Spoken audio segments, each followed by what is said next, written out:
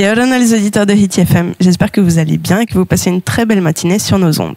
Ce matin, dans Tahiti Vibes, on reçoit Jason qui vient de nous parler d'une marche de mobilisation pour l'UNOC. Yorana. Yorana Jason. Alors, est-ce que tu peux nous en dire un petit peu plus ? Oui, alors depuis là, j'ai bouclé un mois assez intense où j'ai marché autour de Tahiti quasiment non-stop. Et j'ai parcouru plus de 500 km pour rendre visible une cause. À la base, je suis militant écologiste. Donc c'était pour parler des océans. Donc en fait, pendant 500 km, j'ai fait à peu près 4 fois et demi le tour de Tahiti à pied. J'ai rencontré des gens, beaucoup, des pêcheurs, des pêcheuses, et l'idée c'était de leur parler justement de ce sommet international qui est l'UNOC en début juin, pour leur dire que là il va y avoir des très grandes discussions avec quasiment tous les États du monde sur l'avenir des océans et que ça nous concernait beaucoup. Donc je suis venu un peu récolter leurs inquiétudes, qu'est-ce que LE ont pensé de l'état de nos lagons, de nos océans larges, et qu'est-ce que LE aurait comme idée à proposer. Et l'idée c'était de faire un peu un exercice démocratique, de récolter la parole du peuple. Donc beaucoup de rencontres, mais aussi beaucoup d'interpellations. C'est-à-dire que moi je travaille avec beaucoup d'associations depuis des années et on porte depuis très longtemps des demandes assez précises sur la protection de nos océans, que ce soit dans nos lagons ou au large. Notamment 2 grandes demandes qu'on a portées qui sont de mettre des rahui, donc des endroits où on va arrêter de pêcher au large des archipels des Marquises et des Australes. Donc il y a 2 assos qui portent ces projets depuis presque une dizaine d'années et qui attendent parce que le pays est compétent pour déclarer ces rahui au large, que le pays finalise ces démarches-là qui ont déjà comme bien avancé ces derniers temps. Et l'UNOC, en fait, c'est l'opportunité parfaite parce que l'enjeu il est assez grand pour nous. On reste français, on reste la France. La France est la 2e puissance maritime mondiale, vraiment pas très loin en dessous des États-Unis. Et la moitié de cet espace maritime français, c'est chez nous, en Polynésie. Et l'immense majorité est dans les Outre-mer. Si on prend toute la ZE française de la France entière, ce qu'il y a autour de l'Hexagone, c'est à peine 3%. Oui. Tout le reste est en Outre-mer, impliquant que quand la France veut parler de protection des océans, elle doit nous impliquer proportionnellement à ce qu'on représente, c'est-à-dire là pour le coup une bonne grosse moitié. Et on est un peuple de l'océan. Ancestralement, on a une gestion de notre environnement et de l'eau qui est extrêmement intelligente, d'où ces pratiques que sont les rahui. Donc l'idée c'est de, à ce sommet international, venir inspirer les autres pays, de leur dire, quand on parle de protection des océans, on est très légitime à le faire et surtout, en plus, on a des solutions à proposer. Et accompagner ces propositions avec une sorte d'exemplarité qui serait par exemple de déclarer ces grands projets de rahui au large aux Australiens et aux Marquises. Donc ces demandes, pour moi, elles ont un enjeu local, mais aussi vraiment mondial. L'idée, c'était de les pousser un maximum. Donc j'ai interpellé nos décideurs. Vu que c'est le pays qui est compétent, j'ai interpellé le gouvernement polynésien et particulièrement le président Moetai Brotherson pour finaliser ces choses-là, parce que ces 2 grands projets ont déjà été annoncés plusieurs fois par les anciens gouvernements, notamment Fritsch, à des sommets internationaux. Et là, il y a une frustration très grande comme des associations, parce que ça fait vraiment 10 ans qu'on attend. Il y a des sondages qui ont été faits dans tout le pays, et il y a une immense majorité des gens qui sont pour ces projets. Voilà. Après, Moetai a fait des annonces comme quoi il allait déclarer des rahui au large. Dans le jargon classique hors Polynésie, on va appeler ça des aires marines protégées strictes.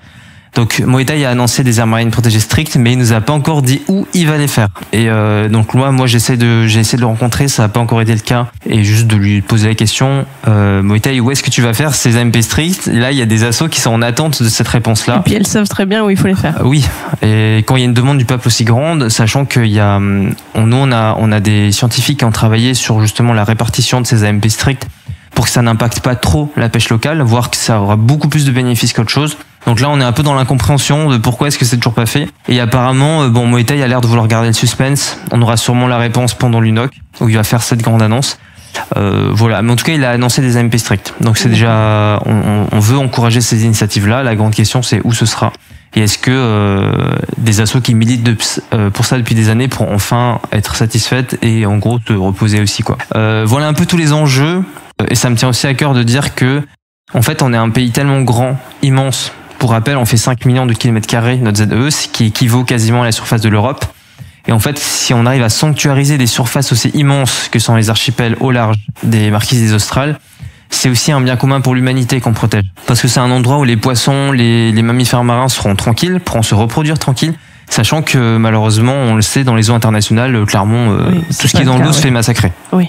Je trouverais ça fou conserve de refuge à tous ces animaux à travers toute la planète, parce que les poissons bougent quand même énormément. C'est un bien commun dans le sens où si vraiment il y a beaucoup de massacres ailleurs, ce qui est le cas et ce qui est pas prêt de s'arrêter, et encore c'est un des grands espoirs pour l'UNOC à l'international, c'est que il y a beaucoup plus de réglementation dans les eaux internationales justement. On pourrait offrir ce refuge-là à ces animaux, et là on serait assez digne d'une posture de peuple de l'océan qui protège l'océan.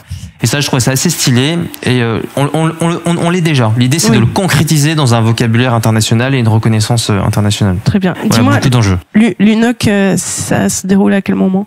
L'UNOC, c'est du 9 au 13 juin, donc c'est la semaine prochaine, c'est tout bientôt. C'est à Nice, ça se passe en France, du coup c'est orchestré par les Nations Unies, donc il y aura tous les États membres et élargis, il y aura une immense délégation française, et là on l'a vu aussi dans les médias récemment, il y aura une très très grande délégation polynésienne, ce qui est une très bonne nouvelle. Ouais, très bonne chose. Et c'est un bon indicateur d'intention du gouvernement polynésien de vouloir s'investir dedans. Encore une fois, on parle des océans, parce que quand il y a des COP, moi mon dada c'est aussi le changement climatique. Quand il y a des COP climat, souvent nos délégations sont assez petites, et là on arrive vraiment avec une posture de on va montrer un peu ce qu'on sait faire, et qu'on est un peuple digne de tout ça. On est légitime d'en parler. Beaucoup plus que l'État français en hexagone en tout cas, clairement. Ouais. Voilà, donc ça se passe à Nice, donc il y a une pression particulière sur la France. Et juste une question, alors peut-être je suis un peu hors sujet, mais toi tu ne t'es pas proposé pour faire partie de la délégation polynésienne ? Au tout début de la campagne, ça m'intéressait de le faire, mais finalement en fait il y a les assos que je représente, parce que encore une fois je suis pas tout seul, je porte des demandes des associations locales. Il y a des assos qui s'y rendent et qui vont dire exactement la même chose que moi. Parfait. Donc en fait, je me suis pas embêté à vouloir y aller, sachant que ça implique de prendre l'avion et tout, donc autant économiser ça. Et aussi, il y a un truc où je préfère rester là pour rendre compte de ce qui va se passer à l'UNOC ici. Aussi. Comme ça, je tiens à informer les gens, parce que du coup, j'étais assez présent sur les réseaux sociaux pendant que je marchais. Donc l'idée, c'était de créer un peu une communauté, et du coup, j'aimerais bien, en restant là, pouvoir les tenir au courant de ce qui se passe. Ouais. Ok, parfait. Merci beaucoup, Jason, d'être venu nous parler de cette marche de mobilisation qui est très importante pour l'UNOC qui se passe la semaine prochaine. Donc voilà, si ça vous a intéressé, vous pouvez suivre Jason. Quels sont tes réseaux ? Je suis sur Facebook et sur Instagram. Mes deux prénoms, c'est Jason Temaoui. Mon nom, c'est Man, donc vous mettez Jason Temaoui Man.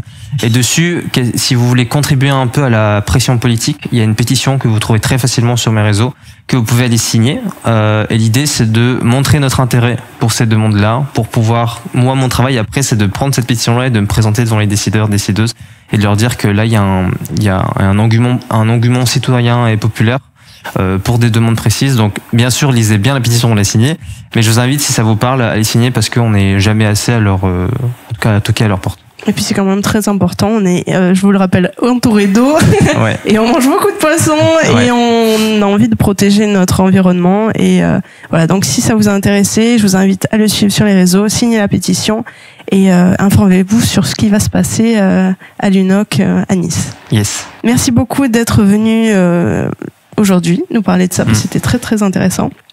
Et merci aussi aux auditeurs de nous avoir suivis dans cette belle interview. Je vous souhaite une très très belle journée sur Hiti FM et à très bientôt. Nana, merci pour votre écoute. Nana. Vous pouvez nous réécouter sur la chaîne YouTube et la page Facebook Hiti FM Tahiti. Et merci d'être avec nous sur Hiti FM.